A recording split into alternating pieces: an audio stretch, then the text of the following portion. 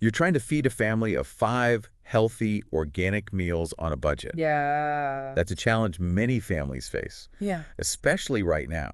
Especially right now. Food prices are, well, they're not pretty. Yeah. And we all want what's best for our families, but Right. how do we make it work? Exactly. Well, that's exactly what we're diving into today.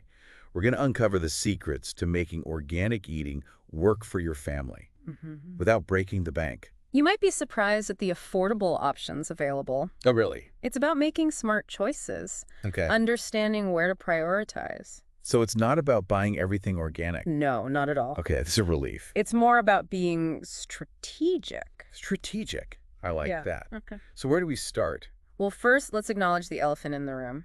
Okay. Organic food. It often comes with a higher price tag. It does. That's definitely a hurdle. Yeah, but there are ways to overcome it. Okay. So tell me more. Where do we start? Have you heard of the Dirty Dozen list? I have. Okay. But honestly, I haven't really looked at it closely. Right. Well, this list, it's put out every year by the Environmental Working Group, the EWG. Okay. They analyze pesticide residue data from the USDA. Wow. Okay. And it highlights the produce with the highest levels of pesticide contamination, even after washing and peeling. Oh, wow. I had no idea. So choosing organic for those specific items, Exactly. it can really make a difference. It can significantly reduce your family's exposure to pesticides. Pesticides. Okay, so let's talk about that. Sure. Why are pesticides so bad? I mean, I know they're not good.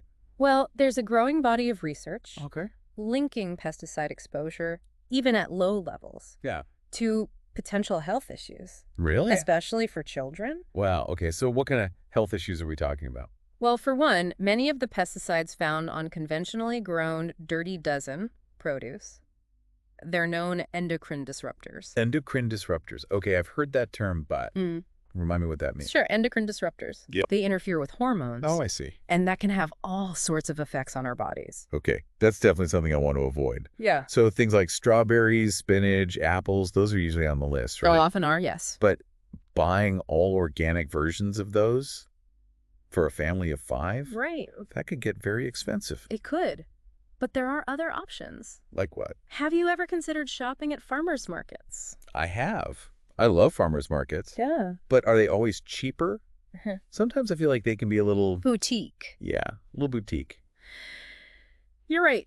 Not all farmers markets are created equal. Okay. But it's worth visiting a few in your area Right. to compare prices. Okay. Look for markets that emphasize local farmers over resellers. Okay. And don't be afraid to talk to the farmers. Oh, yeah. They can give you great tips on what's in peak season and offer the best deals. And you're getting that fresh, local produce. It's a win-win. Exactly.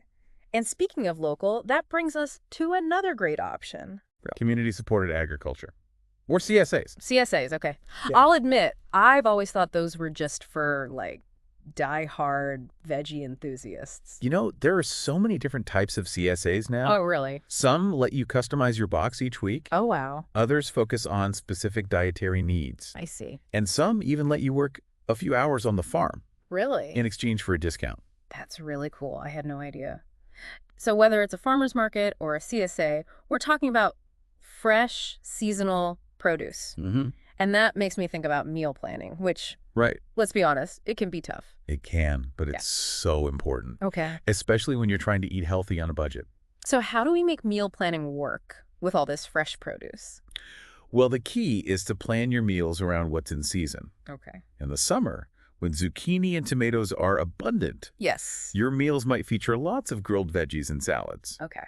Come winter, it's time for hearty soups and stews with root vegetables. So we're letting the seasons dictate the menu. Exactly. And if you have picky eaters, like I do, Oh, tell me about it. flexibility is key. Think about recipes with adaptable ingredients. Stir fries, frittatas, even smoothies. Oh, I see. You can sneak in all sorts of veggies depending on what's fresh and affordable. Okay, so far we've got prioritizing the Dirty Dozen, exploring farmers markets and CSAs, and planning our meals around the seasons. Any other tricks up your sleeve?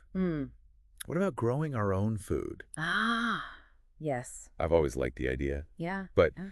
our yard is tiny. You know, even a small space can be productive. Container gardening on a patio or balcony, you can yield surprising amounts of herbs, lettuce, tomatoes. Oh, wow. It's a fun family project, too. And it saves money. It does. I bet kids would love it. Oh, absolutely. See where their food comes from. Exactly. It fosters a deeper connection to food, and it might even encourage them to try new things. I love that. Yeah. So to wrap things up, we're being strategic about what we buy organic. Mm-hmm. We're tapping into local resources like farmers markets and CSAs. Right. And we're embracing the power of seasonal meal planning.